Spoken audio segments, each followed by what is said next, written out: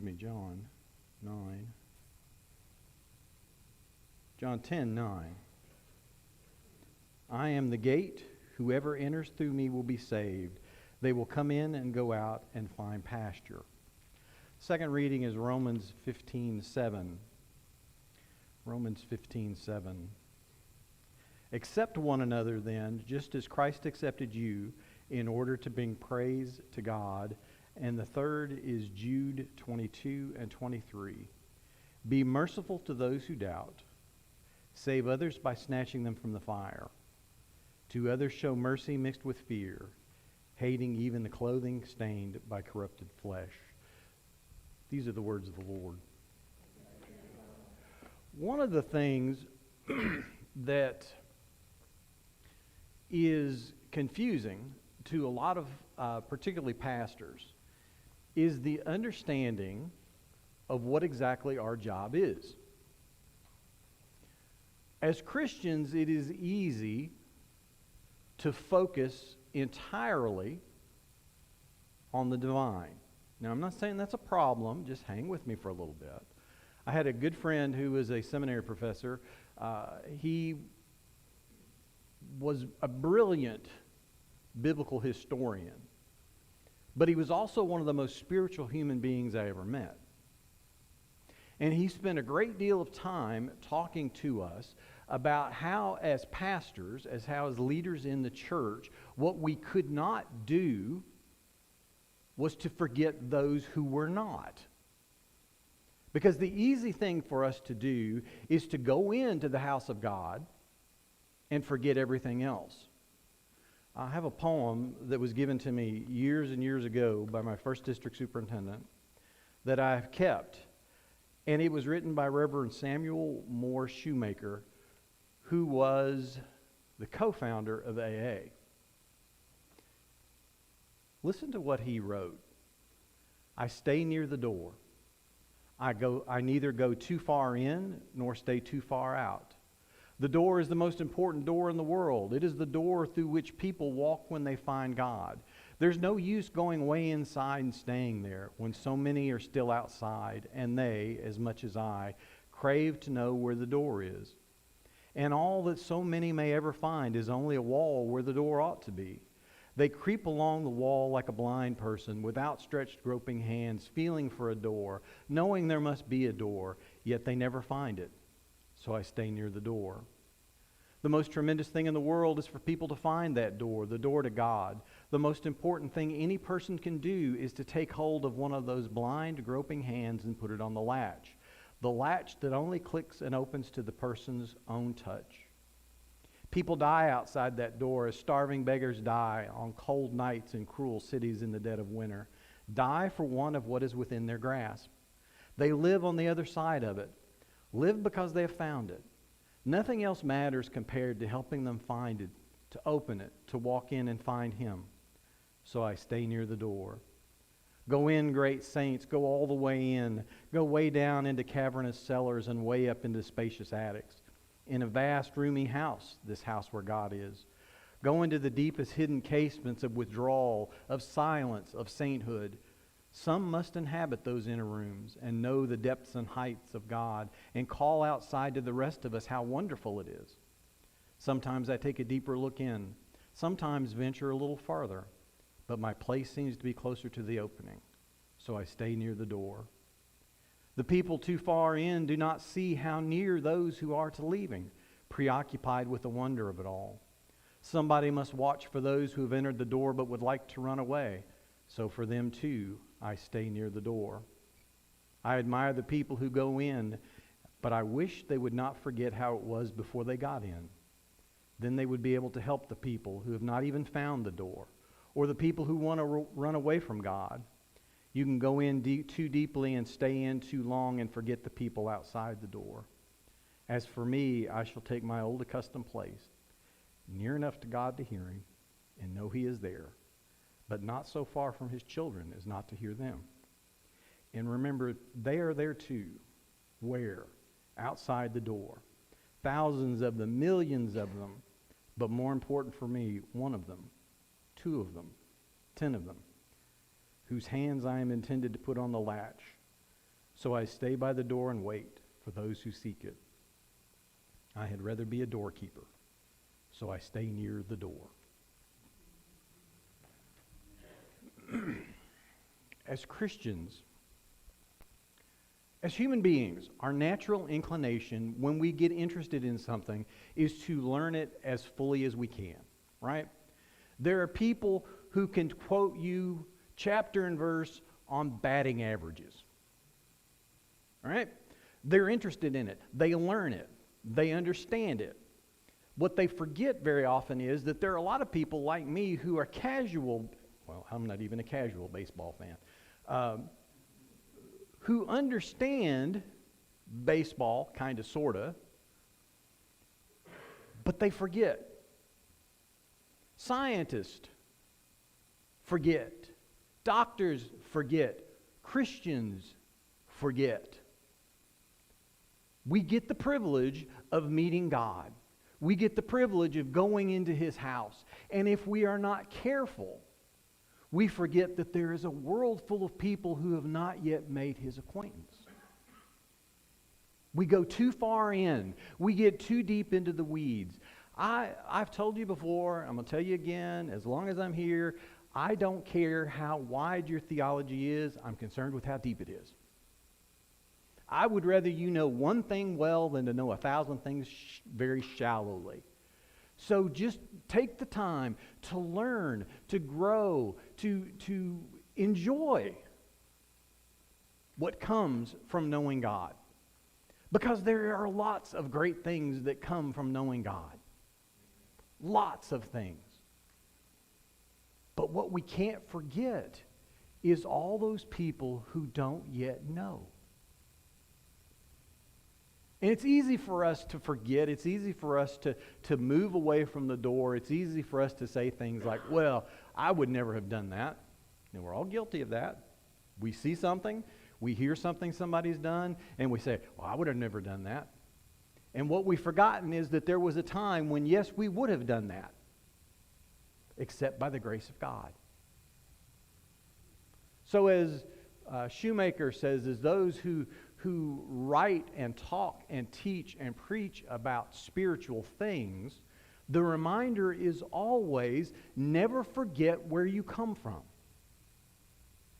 The scriptures, the 3 scriptures that we read this morning, are all about us helping others reach where we are. It's not about who wins the race. It's about who helps others come along on the race. Because it's easy to make this self-focused. It's easy to say, oh, look at what I know. Look at the classes I've taken. Look at the books that I've read. Look at. And forget that the purpose and the point is others. Right? It's others. It has never been about us. It's been about us. Always. Always. Think about in your own Christian life, and I don't care where you are on your walk, whether you're a brand new baby Christian or whether you're a fully formed saint. Somebody, somewhere, took the time to put your hand on the latch on the door. Somebody. In my case, it was my parents. I was blessed to have parents who were devout Christians. My father was probably more theological than my mother. My mother was more spiritual than my father, if that makes any sense. She was much bigger into praying. He was much bigger into thinking. My father never talked about his theology. He lived it. My mother talked about her spirituality all the time. And I am a product of this. And I think about how that impacted me. I think about how that changed me. Because it did. It absolutely did. Every person we ever come in contact with changes us. Sometimes it's for the better. Sometimes it's for the worse. But it's always a decision we make.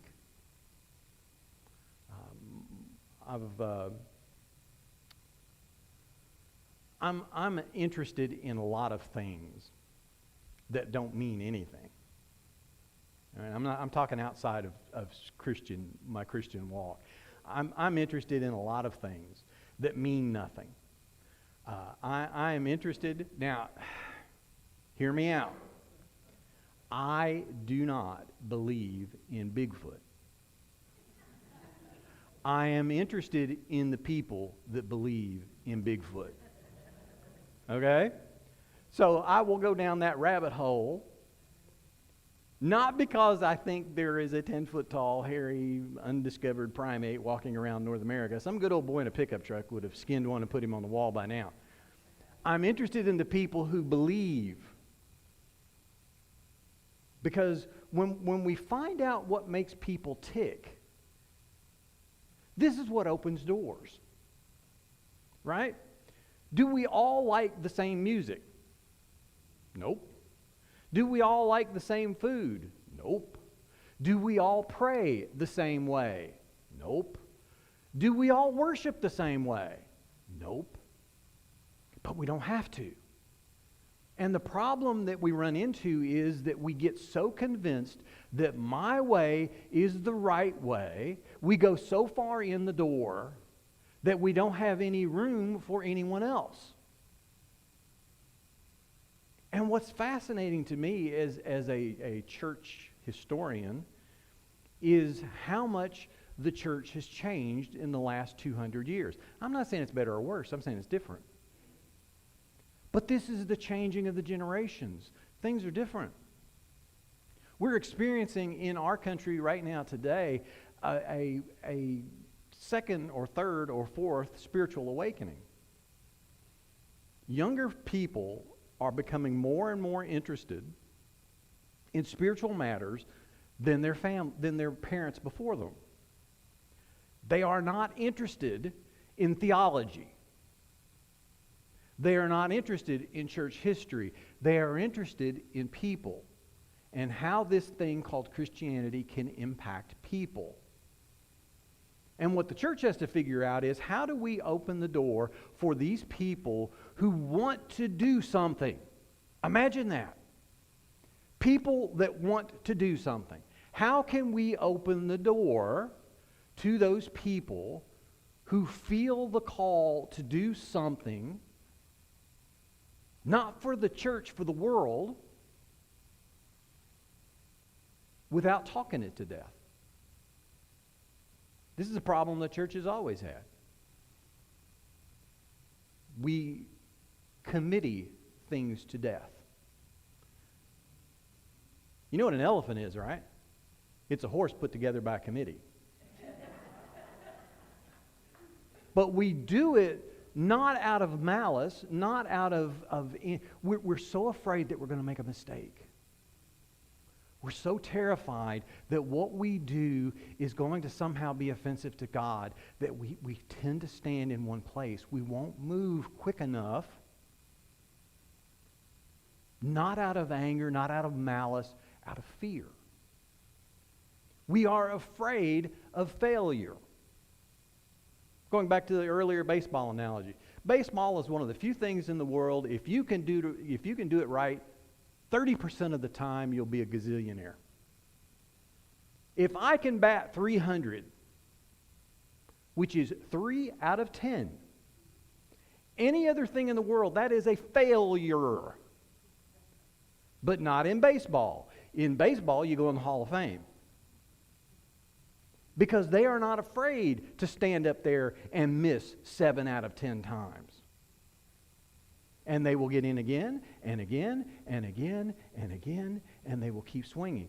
We, out of fear, let one failure stop us. Because the death sentence in the church is this phrase: we tried that before and it didn't work. We've all heard it in one form or another. We tried it and it didn't work. Okay, So that means we can't do anything else anymore? Of course not. And one of the fascinating things about this poem is the context in which it was written. He wrote it in regards to his co-founding of AA. And AA is this idea that failure in and of itself is not the problem. It's the not acting. And I think that's the same thing in the church. The problem is not failure. The problem is the not acting. We can lose sight of what we're about. We can lose sight of the fact that you and I as Christians, by the grace of God, are not called to results. We are called to action. If I stand up here on Sunday morning and tell you what the Holy Spirit has given me to tell you, I have done everything I can do. Whether you respond or not is irrelevant. That's between you and God. I'm in sales, not management. You have to respond. But I have done what I've been asked to do. And it's the same thing with the church. If we are asked to do something and we don't see instant results, we say it was a failure. No. This is generational. The changes we're seeing in the generations now are a result of things that have been done 20, 30, 40, 50 years ago. The church is different, yes. The church will be different, yes. But it doesn't mean better or worse. It means different. It means different. One of the things that we are told again and again and again is that our responsibility as Christians is to help other people find what we have been blessed to find. And that is the grace of Jesus Christ. How do we help them find that? It's not by preaching to them. It's by living with them. It's by walking with them. It's by talking to them.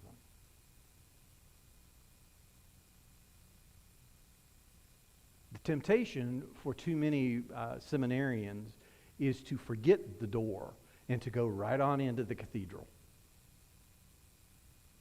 But the cathedral is nothing but a museum without people. The church is just a building. I know some of you love this place. The person who is least attached to your building is the pastor. Because if this place, heaven forbid, were to blow down today, this church would still be here. Because you are not a building. Europe is full of empty cathedrals, which have now become museums.